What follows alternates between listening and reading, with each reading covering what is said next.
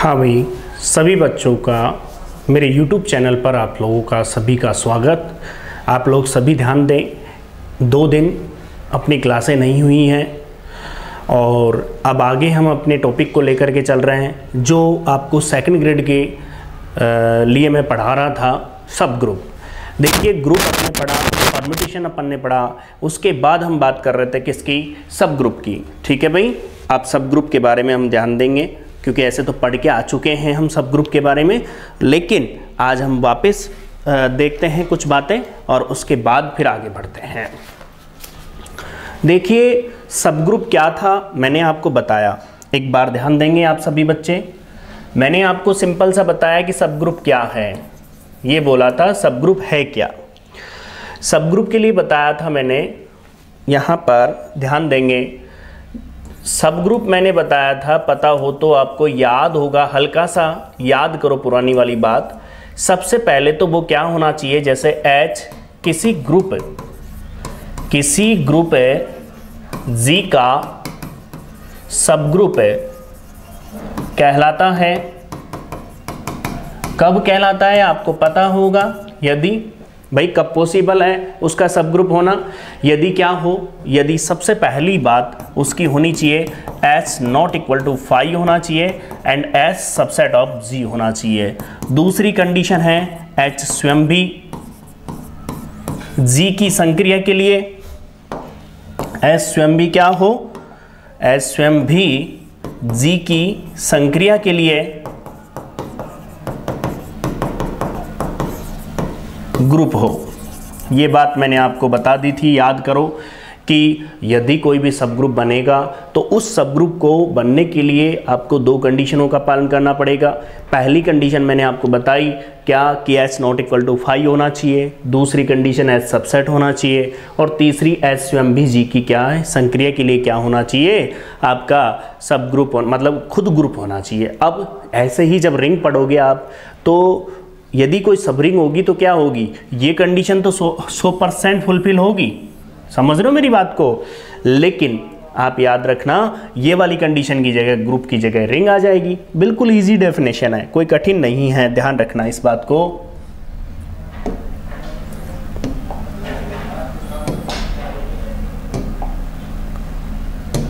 देखिए, क्लियर है। अब बोर्ड पर ध्यान देंगे आप लोग, आगे चलते हैं अपन। फिर मैंने एक डेफिनेशन पढ़ाई थी कि Hg का अरिक्त उपसमुच्चय इस प्रकार से हो, मतलब नॉट इक्वल टू 5 तथा साथ में क्या होना चाहिए, वो सबसेट होना चाहिए। तो अरिक्त उपसमुच्चय इस प्रकार हो, कैसा हो। पहली कंडीशन तो आप लोग समझो, यदि वो अरिक्त उपसमुच्चय किस प्रकार का होगा कि वो सबसे पहली बात आपको पता हो तो याद करो, मैंने एक रिजल्ट लिखाया था, उस रिजल्ट के अकॉर्डिंग A H में बिलो करता है, B H में करता है, और यदि A dot B inverse B H में आ जाए तो वो बन जाता है आपका सब ग्रुप। बात समझ में आ रही होगी आपको कि वो किसको इंडिकेट करेगा, आपको सब ग्रुप को इंडिकेट करेगा। एक बात बताइए बच्चों कि यदि वो ये तो 1 स्टेप वाला हो गया, अब 2 स्टेप वाला क्या है आपको पता होगा। इसी में अगला मैंने लिखाया, पहले तो जनरली अपन इसको काम में लेते हैं और इसमें मैंने नोट डाल के ये भी लिखाया था, याद करो क्या लिखाया था, यदि जी में क्या हो, योज्य संक्रिया, योज्य का मतलब होता है योग, समझ रहे हो मेरी बात को, योज्य संक्रिया दी हुई हो तो जो कंडीशन है वो बदल जाएगी, A H में होगा, B H में होगा और A माइनस B किस में सिद्ध करना होता है, H में। तो जब भी आप सवाल कर रहे हो इस बात पर थोड़ा गौर करोगे, क्या गौर करोगे कि G में संक्रिया कौन सी है। यदि G में जो संक्रिया होगी उसी के अकॉर्डिंग आप क्या करोगे, ये रिजल्ट अपन काम में लेंगे। तो डायरेक्टली कई बार आपसे पूछा जाता है कि बताइए सब ग्रुप है कि नहीं है, तो आप सीधा सीधा रिजल्ट लेकर के काम में ले सकते हो। क्यों, क्योंकि आप बताइए, आप खुद सोचिए, यदि ग्रुप सिद्ध करोगे तो 5 कंडीशन प्रूफ करनी पड़ेगी। कौन कौन सी, जैसे समव्रत है, साहचर्य है, तत्समक है, प्रतिलोम है, ये सारी कंडीशनें फुलफिल होने के बाद ही आप कहोगे कि वो क्या होगा, सब ग्रुप होगा। तो इन चीज़ों को अपन क्या करते हैं, कई बार ऑब्जेक्टिव क्वेश्चन आता है तो सीधा हम प्रॉपर्टी लगाते हैं और रिजल्ट लगाते हैं और तुरंत सोल्व हो जाता है। जैसे हम एक क्वेश्चन लेते हैं आपके सामने, उस दिन क्या है स्टार्ट हुआ, फिर बीच में छुट्टियां पड़ गई तो इसलिए मैंने इसको रिपीट कर दिया। अब मैं क्वेश्चन लेता हूँ, क्वेश्चन नया होगा, पहले वाला नहीं होगा। पहले मैंने जो लिया था वो आपको एक बताया था क्वेश्चन लेकर के कि किस टाइप से आप सोल्व कर सकते हो। अब छोटा सा एक क्वेश्चन ले लिया मैंने। सिद्ध कीजिए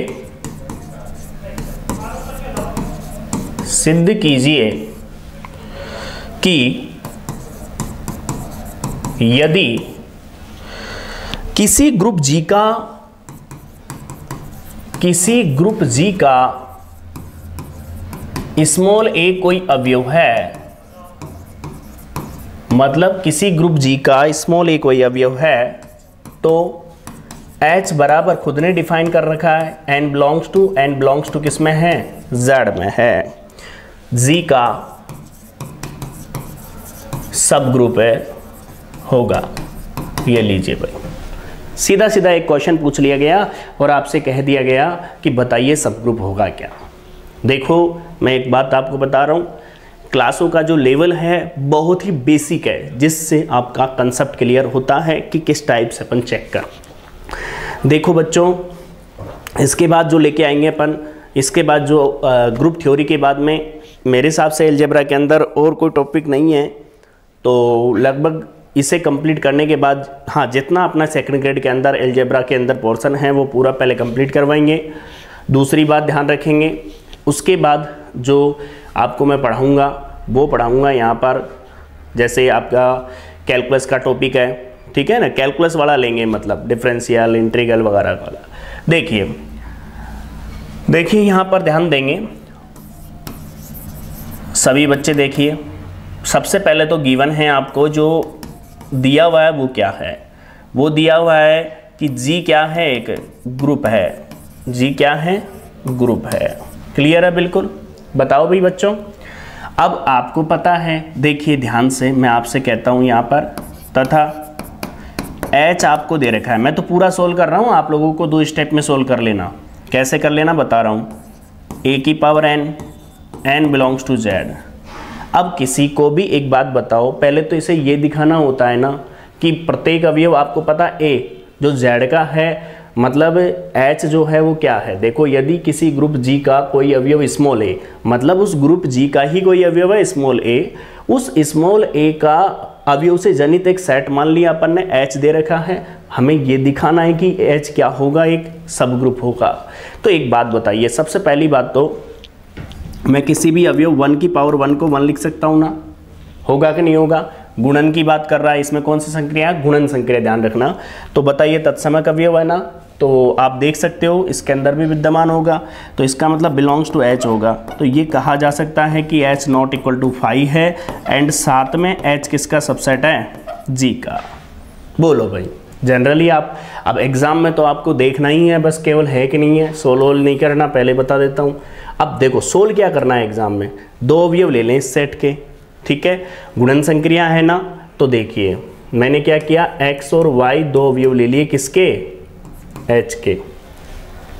एक बात बताओ बच्चों, यदि H का कोई भी अवयव होगा तो H का जैसा व्यवहार है वैसा ही तो अवयव होगा। तो बताइए आपके सामने क्या होगा, x बराबर तो होगा a की पावर m एंड y बराबर होगा a की पावर n।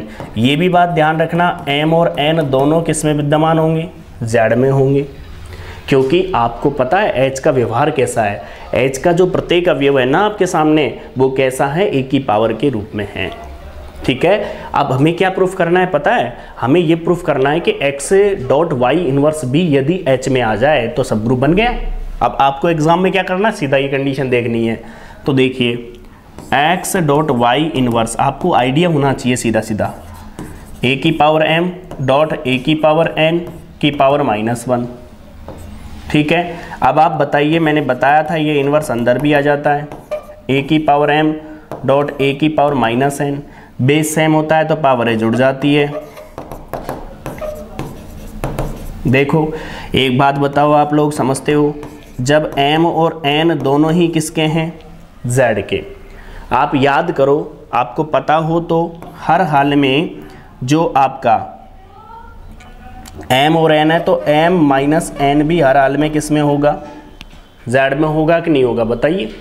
क्योंकि आप याद कीजिए z प्लस एक ग्रुप है, z प्लस क्या है, एक ग्रुप है। तो एक चीज़ बताइए, ये z के अंदर विलो कर गया तो ये पूरा का पूरा अवयव किस में विलो कर गया, ये 100% x डॉट वाई इनवर्स किस में विलो कर गया, आपका h में विलो कर गया। आप देख सकते हो ये जो कंडीशन है वो आपके सामने आ गई। और ये कौन सी कंडीशन आई, जब आपको मैंने बताया कि एच जी का एरिक्त उपसमुच्चय हो तो ए एच में बी एच में A dot B inverse H में दिखा दें तो वो क्या बन जाता है, आपका सब ग्रुप बन जाता है। बात समझ में आई होगी। किसी को भी सब ग्रुप दिखाना होगा तो ये वाली कंडीशन फुलफिल करनी पड़ेगी हमको। एक बात और ध्यान रखना बच्चों कि यदि यहाँ पर जी में यदि योग दे रखा होता, जी में क्या होता, यदि योग होता तो विशेष रूप से ध्यान रखें a माइनस बी दिखाते हम। जो पिछले लेक्चर में मैंने एक क्वेश्चन किया था जिसमें कॉम्प्लेक्स रूप में बोला था ना a प्लस आयोटा b, तो उसमें क्या दिखाया था मैंने, x माइनस वाई दिखाया था। थोड़ा थोड़ा ध्यान रखना क्योंकि सिलेबस इतना बड़ा है कि आप यदि कवर करते जाएं तो बहुत ज़्यादा मैटर होता है।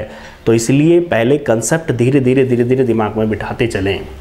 मैं आपसे बोल देता हूँ जब भी आप लेक्चर लो तो ये ज़रूर है कि मैं आपके लिए मेहनत कर रहा हूँ, तो थोड़ा सा आप लोगों को इतना सा करना है, कमेंट और सब्सक्राइब, साथ में वीडियो को लाइक ज़रूर किया करो, जिससे हमें लगता है कि बच्चों को पसंद आ रहे हैं, बच्चों को और भी बेटर तरीके से अपन प्रोवाइड करवाएं। देखिए आप लोग इस बात को अच्छे से जानते हो, मैं उन बच्चों के लिए हैं जो बिल्कुल जीरो लेवल पर है, जो दूसरा जिनके पास इतना पैसा नहीं है कि वो पे कर पाएँ, कई सारी दिक्कतें हैं, तो वो भी तैयारी कर पाएंगे और वो भी सिलेक्शन की दौड़ में होंगे। लेकिन मेरे साथ आप बने रहोगे तो, क्योंकि बहुत इस चीज़ के लिए बहुत स्ट्रगल होगा। अभी ही नहीं मान सकते अपन कुछ भी, अभी तो एक टॉपिक चल रहा है और उस टॉपिक पे भी जीरो लेवल का सिलेबस चल रहा है। ध्यान रखना है इस बात को। देखो एक बात याद रखना, जो इन दौरों से गुजरता है ध्यान रखें, उनको ये पता चल जाता है कि भाई क्या दिक्कत आ रही है सबसे बड़ी, और सबसे बड़ी दिक्कत आ रही है कि बच्चों का बेस क्लियर नहीं होता। बड़ी चीज़ें आती है, रिजल्ट कहाँ तक याद करेगा बच्चा बताइए। तो रिजल्टों का जब तक डिस्क्रिप्शन नहीं पता हो, पूरा मेथड नहीं पता होगा, तब तक वो याद नहीं होते जल्दी से। तो रटने भी बैठोगे तो कितने की रटोगे बताओ। तो इसलिए ध्यान रखें, साथ साथ बने रहें। जैसे ही टॉपिक ख़त्म होगा एक दिन अपन 1-1.5 घंटे की पूरे टॉपिक को रिवाइज़ करेंगे। जब भी आपको जैसे रिवाइज़ करना होगा या याद नहीं हो रहा तो आप उस लेक्चर को देखोगे तो वापस दिमाग में रिन्यू होता चला जाएगा। तो बिल्कुल आप लोगों के लिए बेनिफिटदायक होंगे। ठीक है भाई, आगे चलते हैं अपन। इसको नोट कर लें, फिर अगले क्वेश्चन पर चलते हैं।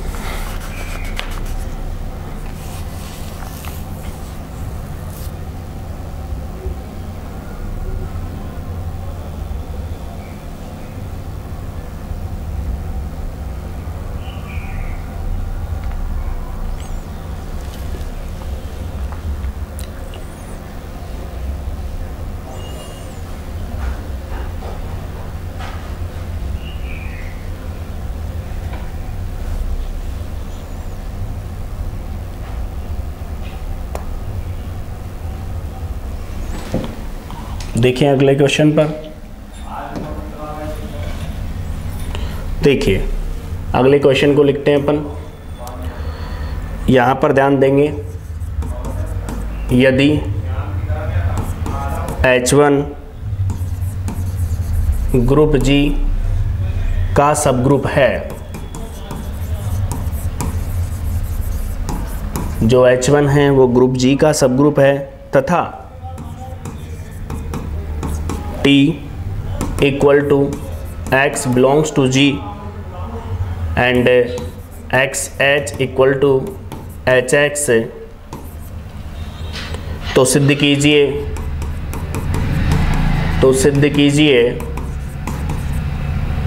कि TG का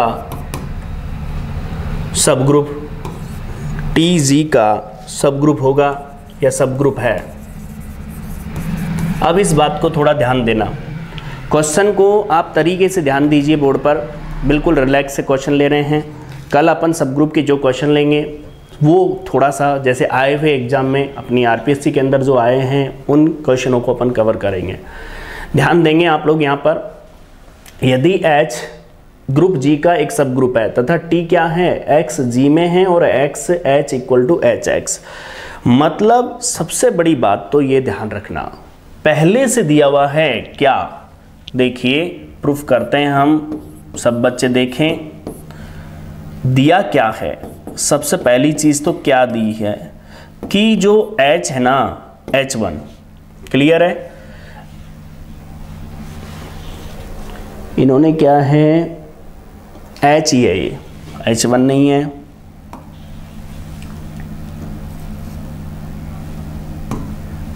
ठीक है भाई, देखिए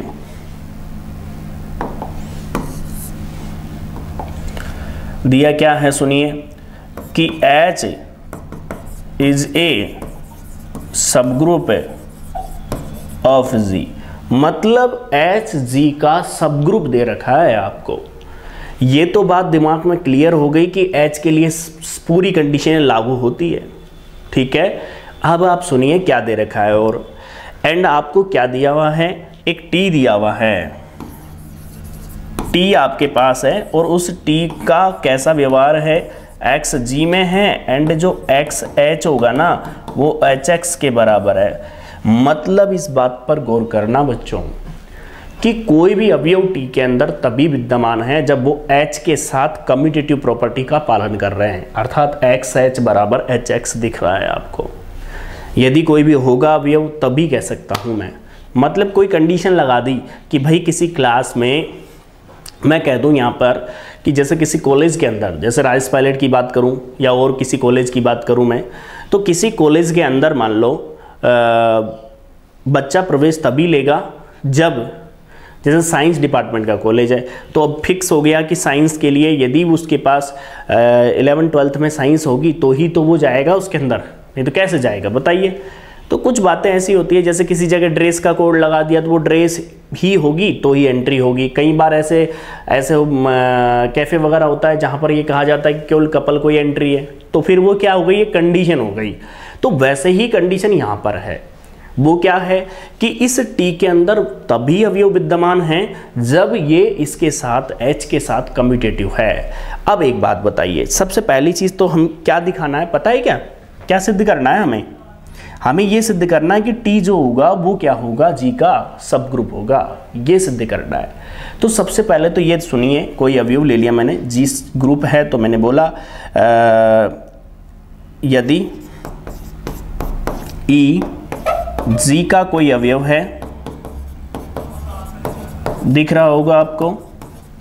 अब एक बात बताइए, G का है लेकिन E H लिख दूं, चाहे मैं H E लिख दूं, कोई इफेक्ट पड़ेगा क्या, H ही रहेगा ना, रहेगा नहीं रहेगा बताओ, कोई इफेक्ट नहीं पड़ेगा ना। इसका मतलब E H के साथ क्या दिखा दिया, कम्यूटेटिव प्रॉपर्टी का पालन कर गया, क्रम विनिमय नियम का पालन कर गया ना।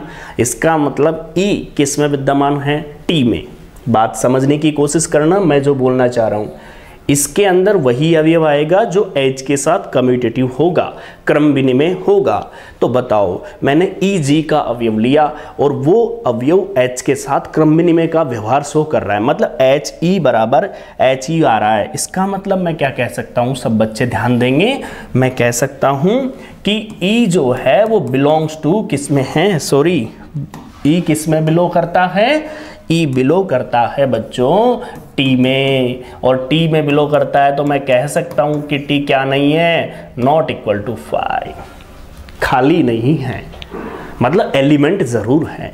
बात समझ में आ रही होगी, मैं आपको समझा रहा हूं इसलिए थोड़ा टाइम लग रहा है।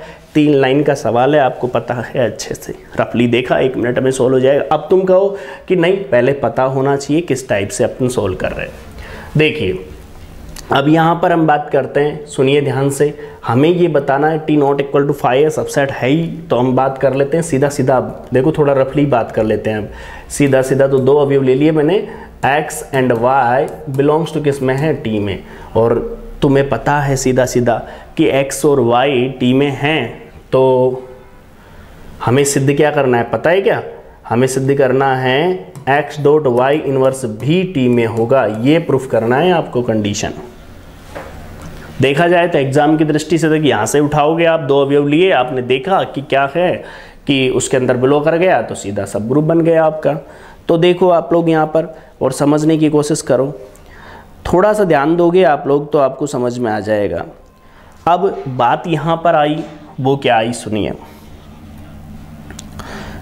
देखो ऐसे देखा जाए तो दिक्कतें बहुत ज़्यादा आती है, क्योंकि यहाँ ये बात नहीं कह पा रहा मैं कि ये वाई इन्वर्स इसमें होगा, तो पहले तो उसे ही दिखाना पड़ेगा। तो वाई टी में है तो क्या होगा, सब बच्चे देखो, वाई एच किसके बराबर होगा भाई बताओ, एच वाई के बराबर होगा कि नहीं होगा बताइए। मैंने दोनों साइड वाई इन्वर्स की संख्या, एक के लिए इधर देखिए, इधर वाई इन्वर्स डॉट वाई, फिर एच वाई इन्वर्स, और इधर देखिए आप लोग, इधर y inverse h y dot y inverse, दोनों साइड संक्रिया करवा दी। ये क्या दे गया पता है, e, और ये क्या दे गया e। तो बताओ बच्चों, A Y inverse Y inverse H. आप एक बात नहीं नजर आ रही क्या आपको कि h के साथ y इनवर्स कम्यूटेटिव हो रहा है, अर्थात आप समझ सकते हो, मैं कह सकता हूँ क्या वो कि y इनवर्स किस में होगा, h में होगा। अब मुझे बताना है, क्या बताना है भाई बताओ बच्चों, मुझे दिखाना है यहाँ पर कि y इनवर्स h, क्या बोल लिख रहा हूँ मैं, मुझे ये दिखाना है कि x dot y inverse h के साथ क्या होगा, क्रम विनिमय होगा। भाई यही तो शो करना है कि x dot y inverse h बराबर x dot y inverse h commutative हो जाए, तो बताओ x डॉट वाई इनवर्स इसमें हो जाएगा ना। तो इसका मतलब हमें क्या शो करना है, इस बारे पे ध्यान दोगे आप लोग। थोड़ा सा मैं देखो आज टाइम ले रहा हूँ। अब हमें प्रदर्शित करना है,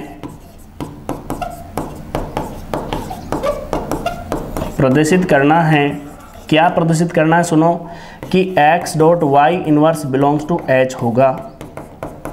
अब कुछ नहीं करना, आप लोग जानते हो, इसके लिए क्या करोगे, x डॉट वाई इनवर्स ध्यान देंगे h के साथ बराबर। अब आपको क्या करना है, आपको x डॉट वाई इनवर्स जो है वो कम्यूटेटिव होना चाहिए, क्रम विनिमय हो जाना चाहिए इसके साथ। तो देखो मैं इसको ऐसा लिख दूं तो आपको क्या प्रॉब्लम है, y इनवर्स h, बोलो भाई। ये तो कम्यूटेटिव है पहले से ही, ये उधर चला जाएगा फिर वापस हो जाएगा, तो क्या बन गया आपका, अरे भाई ऐसा लिख देता हूँ मैं, अब स्टेप काट रहा हूँ। देखो x एच वाई इनवर्स, अब आप इसको साथ में ले लो, ये भी इधर चला जाएगा, तो आपको पता चल गया x वाई इनवर्स। तो बताइए, तो कह दोगे x dot y inverse belongs to वो t, किस में बिलोंग करेगा, t में।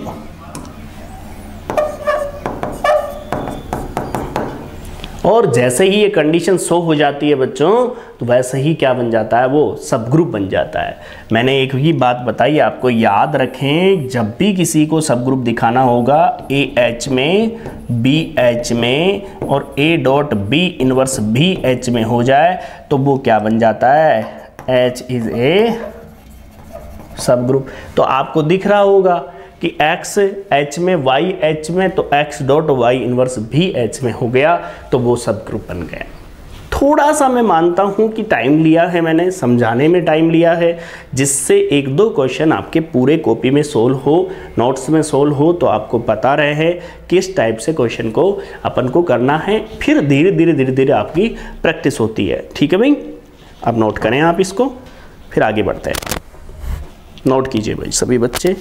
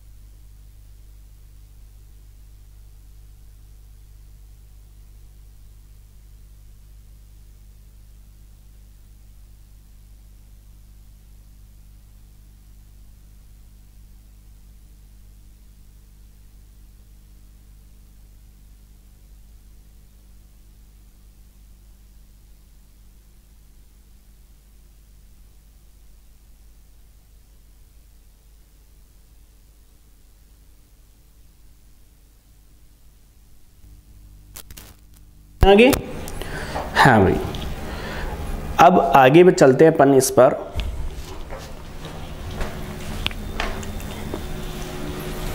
देखिए इसके बाद देखिए आप लोग थोड़ा ध्यान देंगे, आपको चीज़ें समझ में आएगी। एक डेफिनेशन अपन पढ़ते हैं, सब बच्चे हेडिंग डालें। डेफिनेशन लिखिए कॉसेट, बहुत काम की चीज़ है, क्वेश्चन पूछता है। कॉसेट्स लिखिए सहसमुच्चय, इसे क्या बोलेंगे? सहसमुच्चय, कॉसेट। इसकी डेफिनेशन आप लिखिए,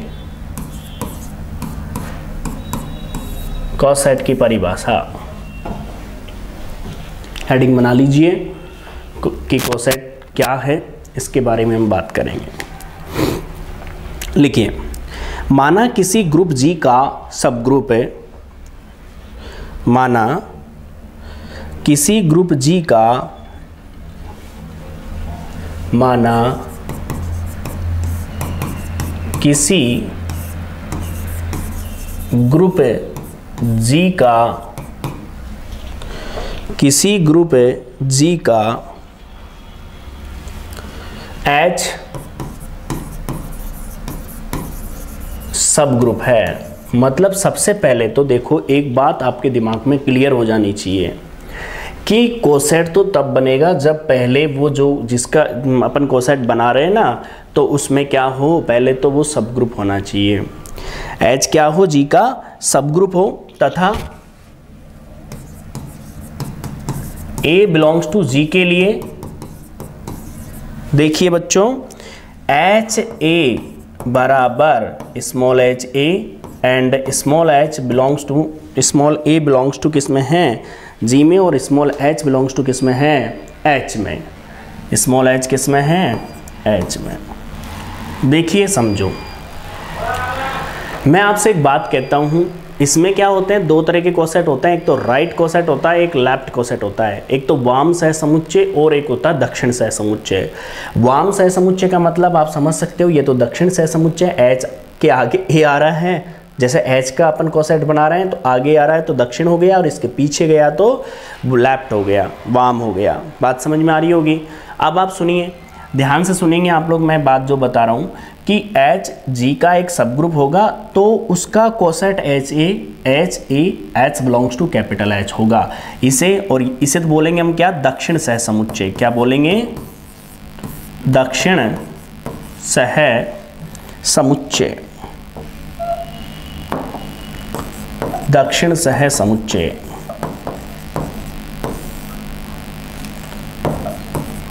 और यदि मैं बात करूं, ऐसा हो जाए,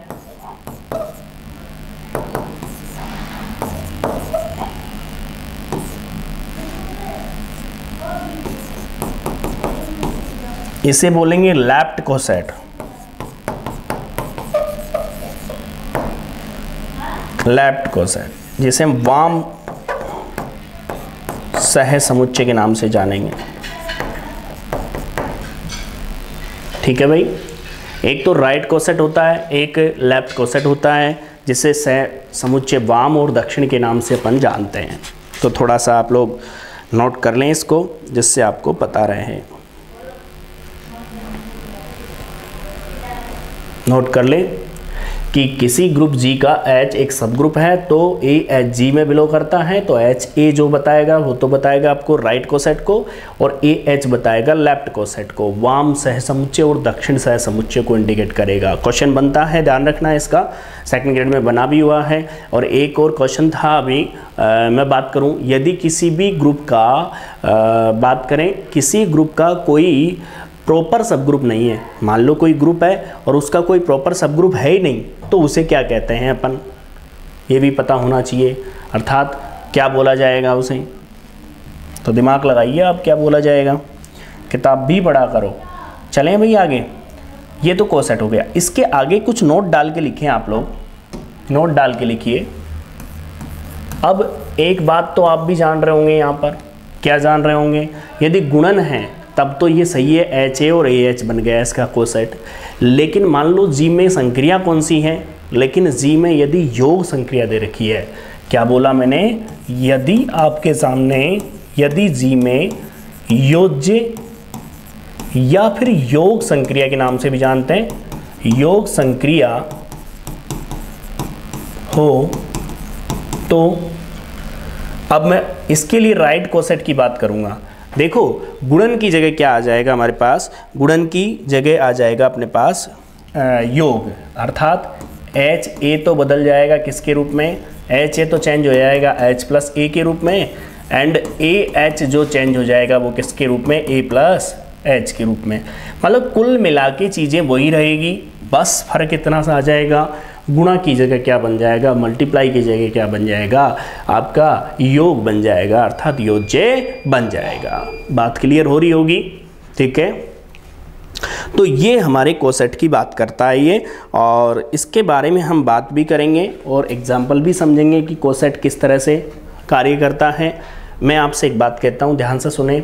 आप क्या करें, जो भी मैंने पढ़ा है कंप्लीट पूरे लेक्चर एक बार ले लें, क्योंकि जो लास्ट मतलब एक जैसे टॉपिक फ्री होगा उसके बाद एक बड़ी क्लास रखेंगे जिसमें पूरा रिवीजन करेंगे। जितना भी पढ़ा है टोटल का हम क्या करेंगे? रिवीजन करेंगे। उससे क्या है, चीज़ें याद होगी। जितनी ज़्यादा चीज़ें दिमाग में बैठेगी, जितनी ज़्यादा चीज़ें अपने को याद रहेगी, उतना ही ज़्यादा सिलेक्शन की दौड़ में जाते हैं हम, क्योंकि ऐसे क्वेश्चन बहुत होने चाहिए जिसमें पेपर खोला अपन ने और केवल टिक मार्क हो, दिमाग में केवल और केवल क्या हो जाए, देखिए क्वेश्चन टिक हो जाए। ऐसे क्वेश्चनों की संख्या ज़्यादा होनी चाहिए, मैं बार बार बोल रहा हूँ। हाँ, क्वेश्चन आप पर आता है, अच्छी बात है। जैसे एक डिफरेंशियल इक्वेशन में आपको पता है, डिफरेंशियल इक्वेशन पढ़ते हो, मेरे हिसाब से सेकंड ग्रेड के अंदर है, उसके अंदर अपन जैसे CF और PI पढ़ते हैं, उसके अंदर इक्वेशन है, आपको पता हो तो d3y/dx³ है, माइनस के 6 है, d2y/dx² प्लस के 11 dy/dx है। इक्वेशन देखी होगी, सुनी होगी। इसके जो रूट निकलते हैं वो आप जानते हो, सीधा 1 2 3 है, लेकिन यदि सोल्व करने बैठ गए तो आप लोगों को टाइम लगेगा। तो कुछ चीज़ें ऐसी होती हैं जो आपके दिमाग में रहनी चाहिए, तो उसके लिए आप लोग पढ़ते रहें, घर पे रिवीजन करें, पूरे लेक्चरों को कंप्लीट ले लें एक बार, उसके बाद जब हम रिवाइज करें तो और भी क्लियर हो जाए। तो जब भी आप पढ़ें तो पहले पूरे कंप्लीट लेक्चर ले करके फिर रिवाइज करें, रिवाइज वाला लेक्चर तब लें, तब जा कर के आपको चीज़ें याद रहेगी। ज़्यादा से ज़्यादा चीज़ें याद रहेगी तो ही सिलेक्शन की तरफ बढ़ेंगे अपन, क्योंकि BSc के जो क्वेश्चन हैं वो काफ़ी बड़े होते हैं। आप कितनी चीज़ों, कितना ही शॉर्ट ट्रिक्स लगा लीजिए, हल्का फुल्का सोल्व करना ही पड़ेगा, ये बात याद रखना। जैसे कोई सिंप्लेक्स का क्वेश्चन आ गया, किसी ने प्रथम सारणी तक पूछ लिया, किसी ने कहाँ तक पूछ लिया, लॉजिक पूछता है पूछने को, ज़्यादा बड़ा नहीं पूछता, लेकिन फिर भी थोड़ा सा कई क्वेश्चनों में दिक्कत है। जैसे सोचिए, आप लोगों से कहा गया कि बताइए प्रसमवादी फलन, आपको पता होना चाहिए हार्मोनिक फंक्शन के लिए क्या होना चाहिए, वो लाप्लास इक्वेशन सेटिस्फाई करना चाहिए। आप लोगों ने पढ़ रहे होंगे, तैयारी कर रहे होंगे। फिर दूसरी बात मैं आपको बता दूं, लाप्लास इक्वेशन सेटिस्फाई होनी चाहिए। दूसरी एक और चीज़ आप लोगों को पता हो तो क्या ध्यान है कि यदि कोई एनालिटिक है तो क्या होना चाहिए, वो विश्लेषिक है तो आपको क्या होना चाहिए, CR इक्वेशन को सेटिस्फाई करना चाहिए, कोशी-रीमान समीकरण को सेटिस्फाई करना चाहिए। बताइए, नहीं है क्या? तो नहीं हो तो बताएं। फिर आप लोगों ने देखा होगा, यदि कोई फलन है f(z) किसी बिंदु, जैसे मैं बात करूँ किसी डोमेन, मतलब वो कोशी-रीमान समीकरण तो सेटिस्फाई कर देता है, लेकिन उसके बावजूद भी वो एनालिटिक नहीं होता, क्योंकि उसके क्या नहीं होता, उसके अवकलज उसमें सतत नहीं होते। अर्थात कहने का मतलब उसमें CR इक्वेशन ही सेटिस्फाई करना ही सफिशिएंट नहीं होता। समझ रहे हो मेरी बात को? तो ये कई सारी चीज़ें हैं जो आप लोग धीरे धीरे समझते चले जाओगे। तो आप लोगों से कहता हूँ मैं, अब इसके बाद जो लेंगे अपन कैलकुलस वाला टॉपिक लेंगे, जिससे थोड़ा सा माइंड आपका फ्री रहे। ठीक है, तो आप लोग ज़रूर पढ़ें ध्यान से और इस टॉपिक को इसे छोड़ेंगे नहीं। जैसे मान लो आप 7 दिन अपन ने पढ़ लिया, दूसरा टॉपिक भी चल रहा है, तो फिर एक दिन वापस इसको लेंगे, तो कंटिन्यू इसकी कंटिन्यूटी बनाए रखेंगे। ऐसा नहीं है कि ये पढ़ लिया फिर भूल गए, ऐसा शेड्यूल नहीं लेकर के चलेंगे। ठीक है भाई, तो मेरे हिसाब से आप लोगों ने आज की क्लास ली। आपको करना क्या है, क्योंकि 2-3 दिन की छुट्टी रही, तो उसमें क्या है आप लोगों को पता है कि पढ़ाई हुई नहीं, तो आप लोग ज़रूर थोड़ा सा रिवाइज करें, पढ़ें, और कल फिर अपन बात करेंगे आगे इस कोसेट के बारे में, सहज समुच्चय के बारे में, इससे रिलेटेड क्वेश्चन के बारे में, फिर अपन आगे बढ़ेंगे। ठीक है भाई, आज के लिए थैंक यू है, और सभी ने अच्छे से होली का त्यौहार मनाया। ध्यान रखें आप लोग, अब पूर्ण रूप से अपने लक्ष्य की तरफ लग जाइए, क्योंकि लक्ष्य पाना यूं ही नहीं है। हमें दिख जाता है कई बार कि हाँ हम पहुंच गए, ऐसा नहीं है। जितना आप पास जाते हो उतना ही वो दूर होता चला जाता है। उसका कारण है जितनी आपकी मेहनत होनी चाहिए, उस जितना वो दूर होगा उतनी दुगनी मेहनत करना स्टार्ट कर दो आप। कंपटीशन बहुत टफ है, खासकर सेकंड ग्रेड के अंदर, ये बात याद रखना। सेकंड ग्रेड में बहुत ज़बरदस्त कंपटीशन रहेगा, ये विशेष रूप से सुन लीजिए। तो इसलिए आप लोगों को सब्जेक्ट पर फोकस करना है, क्योंकि सब्जेक्ट हर कोई का ठीक नहीं हो पाता पूरी तरीके से। ध्यान रखना, लगता तो ऐसा है कि सबका सब्जेक्ट सही है, लेकिन एक बात आप खुद को भी पता है कि सब्जेक्ट सही है, तो अभी मिनिमम 40% वाला रूल था, उसमें आपने देखा होगा क्या सही है, क्योंकि सब्जेक्ट की कई बारीकियां हैं जो नहीं हो पाती। इसलिए मैं नहीं कहता मैं कोई बहुत बड़ा टीचर हूं, नहीं कहता। मेरे पे जितना है, जितनी नॉलेज है, जितना मैं पढ़ पाता हूं, जितना मैं आप लोगों के लिए कुछ तैयार करता हूं, ठीक है, वो मैं आपके पास भेज रहा हूं। बस केवल यही है कि उससे आपको लोगों को बेनिफिट हो। आप अच्छे से जानते हो किसी परिवार से एक गवर्नमेंट जॉब लगता है तो उस परिवार में कितनी खुशी की लहर दौड़ती है, कितने खुश रहते हैं वो, आसपास का माहौल कैसा रहता है। गांव में तो इतना है कि नौकरी लगने के बाद अपने पेरेंट्स का सर अलग ही गर्व के साथ रहता है। तो विशेष रूप से अपने माँ बाप और अपने बारे में सोचें और मेहनत करें। मेहनत का मतलब है कि मेहनत इतनी करें कि ये सोच के चलें कि 100% अपन को नौकरी पाना है, क्योंकि सेकंड ग्रेड कंटिन्यू है। संस्कृत डिपार्टमेंट की आप दोगे, वो तैयारी पूरी काम आएगी। अगले वाले में तुम तो सिलेक्शन के लिए लेके चलो, जो आपका संस्कृत वाला है उसको, यदि उसमें आप लोगों की जितनी ज़्यादा तैयारी होगी वो बेनिफिट आपको अगले में भी देगा। तो इसलिए विशेष रूप से ध्यान रखें और पढ़ें। तब तक आपको मैंने बोल दिया कि आपका सिलेबस पूरी तरीके से कंप्लीट हो जाएगा सेकंड ग्रेड का इस यूट्यूब चैनल पर। ठीक है, थैंक यू।